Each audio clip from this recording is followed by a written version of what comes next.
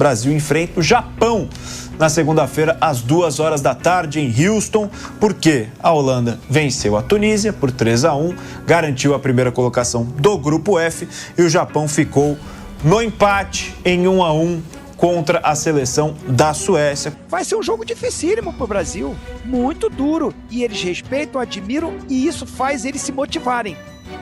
Vamos jogar contra o Brasil, o país do futebol, a alegria que tem Brasil-Japão, Japão-Brasil, né? Essa coisa dessa mistura de cultura é muito bonito. Eu acho que os jogadores japoneses respeitam, mas estão motivadíssimos para esse duelo, para esse confronto contra o Brasil. Eu ainda acho que o nosso problema está aí no meio de campo, porque a zaga se acertou, né? O Danilo entrou bem, o Douglas Santos está jogando bem, a dupla de zaga é muito forte. O meio de campo, a entrada do Ryan acertou o ataque do time, o Vini está fazendo gols, o Ryan está jogando bem e até o Matheus Cunha está fazendo os golzinhos dele. Agora, o meio de campo está o problema do nosso time. A gente não marca bem e cria pouco esse meio de campo. O Brasil enfrenta o Japão na segunda-feira, às 2 horas da tarde, em Houston, porque a Holanda venceu a Tunísia por 3-1, garantiu a primeira colocação do Grupo F e o Japão ficou no empate em 1-1 contra a seleção da Suécia. Com isso, termina na segunda colocação e enfrenta o Brasil, então, em Houston. Na segunda-feira, o Brasil já conhece o seu adversário dessa fase de 16 avos de final. Primeiro compromisso pelo mata-mata desta Copa do Mundo.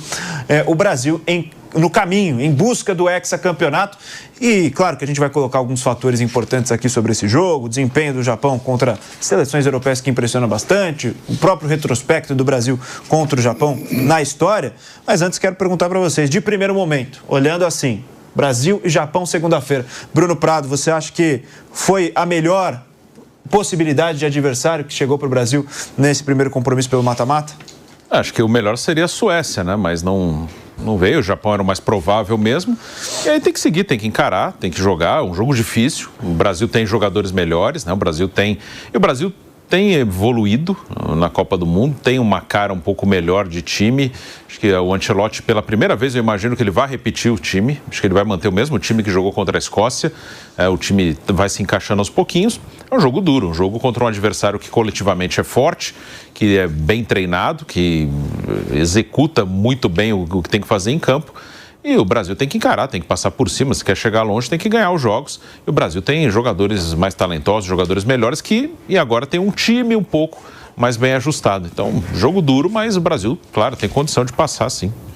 Vou pedir para o Kaique só colocar na tela, para eu perguntar para o Vamp rapidinho também, sobre a história do confronto Brasil e Japão.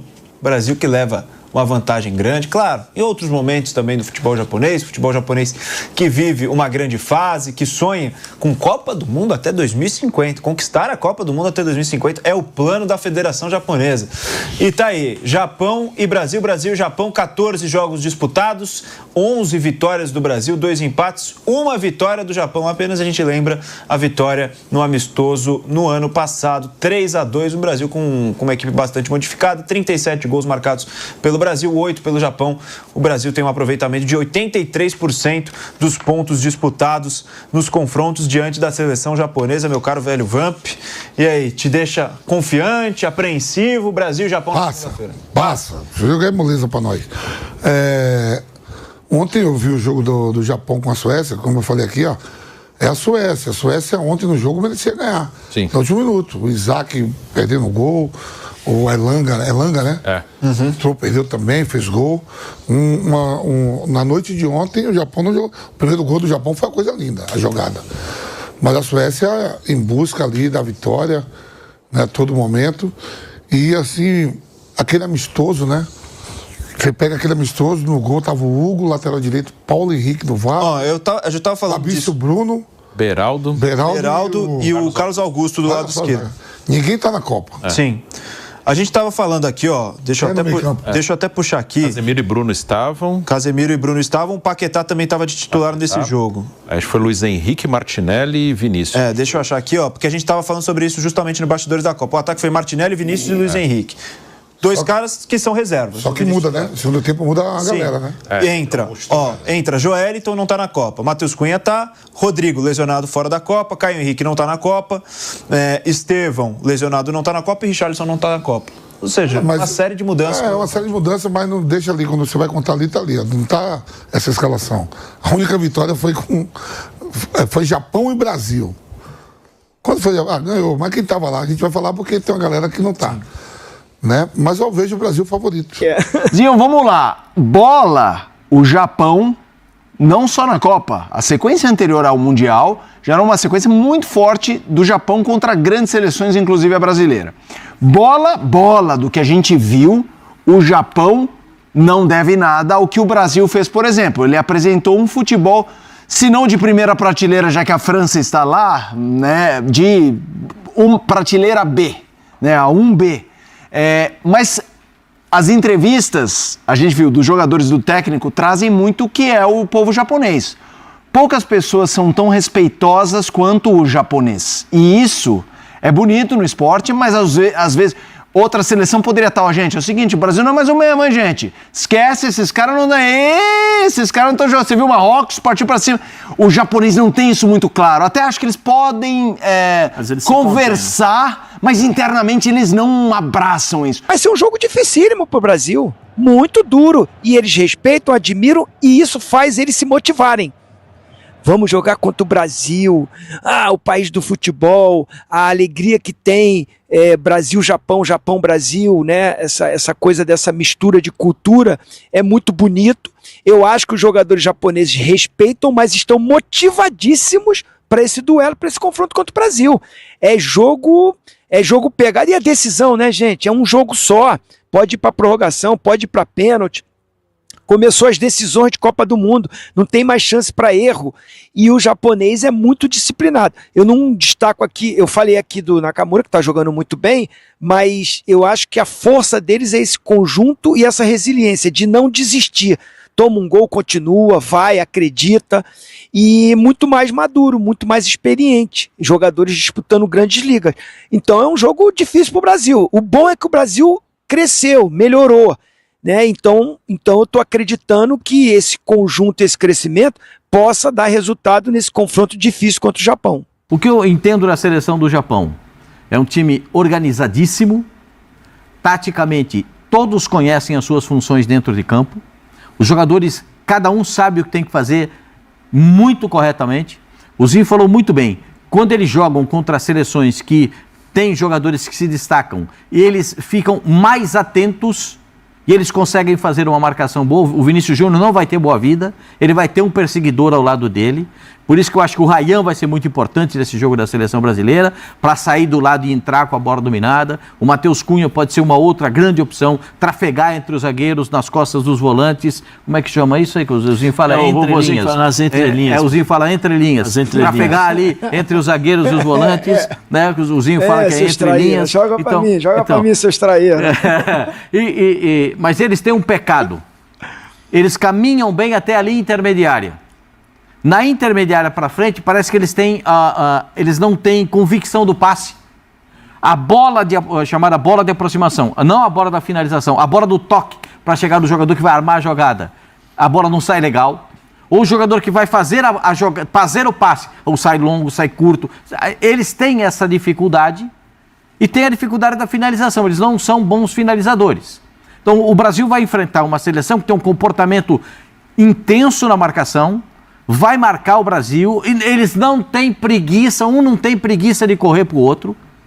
Eles são muito bons nesse sentido, mas eles não têm a pegada ofensiva. Souza, um jogo como esse, não tinha que ter um meio-campo mais marcador? O Fabinho não seria muito melhor do que o Casemiro? Eu colocaria o Fabinho para marcar. Eu acho que a melhora da seleção brasileira partiu pelaquilo que a gente falou aqui durante os primeiros jogos, né? Ele não colocou o Casemiro como do lado do Bruno Guimarães, colocou o Casemiro mais centralizado, colocou o Casemiro aqui, ó, na cabeça da área, e colocou Paquetá e Bruno Guimarães um do lado do outro, deixando os dois mais livres, com a bola e sem a bola na marcação. Mas assim, se eu tivesse o poder de escalar, eu tiraria, eu colocaria aqui o Fabinho, que o Fabinho faz bem essa função, mas assim, ele não vai mudar porque o Casemiro, nesses dois jogos aí, não comprometeu, vem bem, o time venceu. Eu acredito que ele vai manter, mas vai ter que marcar bem, porque é um time que se movimenta bastante. Aí, o Fabinho não poderia entrar uma parada dessa para liberar mais, já que a imprensa, que o pessoal do videogame acha que esse cara aqui joga... Desculpa, tá tudo bem. Um cara que é camisa 10, que não dá um chute no gol, só deu um chute no gol em 3 jogos. Pô, se eu tenho 2 caras aqui, pô, eu tenho um cara como... Pô, esse cara tem que chegar. Para ele chegar, talvez, não seria melhor um jogador mais de marcação, para ele não ter que ficar fazendo essa linha aqui do lado esquerdo que os caras gostam que ele faça? E que os caras acham que é importante? Que eu não acho que é. Eu ainda acho que o nosso problema está aí no meio de campo, porque a zaga se acertou, né? O Danilo entrou bem, o Douglas Santos está jogando bem, a dupla de zaga é muito forte. O meio de campo, a entrada do Ryan acertou o ataque do time, o Vini está fazendo gols, o Ryan está jogando bem e até o Matheus Cunha está fazendo os golzinhos dele. Agora, o meio de campo está o problema do nosso time. A gente não marca bem e cria pouco esse meio de campo. Então, acho que é ali que o Ancelotti precisava mexer. Acho que não vai mexer a princípio de saída para começo de jogo. Mas se tomar um sufoco ali do Japão, ele pode entender diferente. Ele tem opções no banco para mexer e para melhorar. Pra melhorar, inclusive na marcação, inclusive na criação. Ele tem opções no banco. Então isso deixa a gente um pouco mais tranquilo. Mas ele poderia, sim, mexer e deixar o meio-campo melhor. O que você pensa, Souza? Eu gostei do jogo do Paquetá, falei no jogo passado. A única coisa que eu concordo é que quando é o Casimiro de primeiro volante... Acho que o jogador que joga com 2 volantes, um cara que é para ser camisa 10, mas não é camisa 10, não dá um chute no gol, você não acha muito pouco? Concordo com você. Você não acha que... Vamos lá, quantas enfiadas ele deu pro Vinícius Júnior? Quantas enfiadas ele deu pro Matheus Cunha? Sabe quem fez isso dos jogos? Bruno Guimarães. Mas ele colocou o Vinícius Júnior, o Ryan no gol. Uma vez, Souza, é muito pouco. Tudo bem, craque. Aí eu vou te... O que ele fez? Eu vou te explicar. Não, vamos lá, então, eu vou te perguntar. Não precisa me explicar nada, que eu sei. O que ele fez pra você, que você e o Fábio Santos falaram que ele foi importante? Ele articulou bem o meio campo. Articulou bem, ajudou na marcação. O problema todo, craque, eu vou te falar, é quando você tem o Casimiro na cabeça da área e você tem que ajudar. Tá, vamos lá, ele ajudou na marcação, mas você tem 2 zagueiros que não marcar e ele tem que jogar. Tá errado, mas ele... Então tá errado os 2. O Casimiro, pra mim. O Casimiro sozinho não consegue fazer essa função. Quem tem mais liberdade... Então você quer dizer que ele é o segundo volante, então? Ele é o segundo volante. Quem está tendo mais liberdade é o Bruno Guimarães. Tanto que o Bruno Guimarães está dentro da área, roubando bola. Tem sido. Tem hora que ele está dando carrinho aqui dentro da área. É por isso que eu falei que ele, às vezes, se sacrifica. E mesmo assim, tem achado o Vinícius Júnior, achou o Ryan uma hora... É muito pouco, É pouco, eu também acho que é pouco, mas é o que a gente tem. Lembra os 4 gols do Vinícius Júnior? Você lembra ou não? Vocês lembram? 2 agora, bola roubada. 2 passes do Bruno Guimarães. O Matheus Cunha que deu o carrinho, sobrou a bola. Quem que fez jogada? Bruno cruzou. Quem que fez jogada pro... A primeira que ele abriu e bateu contra o Marrocos. Então vamos lá. Então, quem que fez? Foi o Bruno que deu nele. Mas qual ele trouxe pra dentro. Vamos lá, vocês que entendem de futebol, eu fui meia. Quem que fez a jogada pro Vinícius Júnior fazer 4 gols? Vamos lá, os 3 gols do... O primeiro foi o Bruno. Vamos lá, os 7 gols, vamos lá. Qual foi o meio-campista que criou? O Bruno Guimarães e o Paquetá. Paquetá deu passe pra quem? Pro Vini. 1 gol. 1 gol. Qual? O da Escócia não, o do Haiti. Tá, que meteu o grandão. Por cima da zaga, 1 gol. É muito pouco. É pouco. O Bruno tá dando mais assistência do que ele. O time tá chegando pouco, né, Neto? Mas justamente por isso. Porque ele tá ajudando na marcação aqui, ele tá ficando como... Souza, eu entendo o que você falou, eu entendo o que o Fábio Santos falou e o que muita gente fala.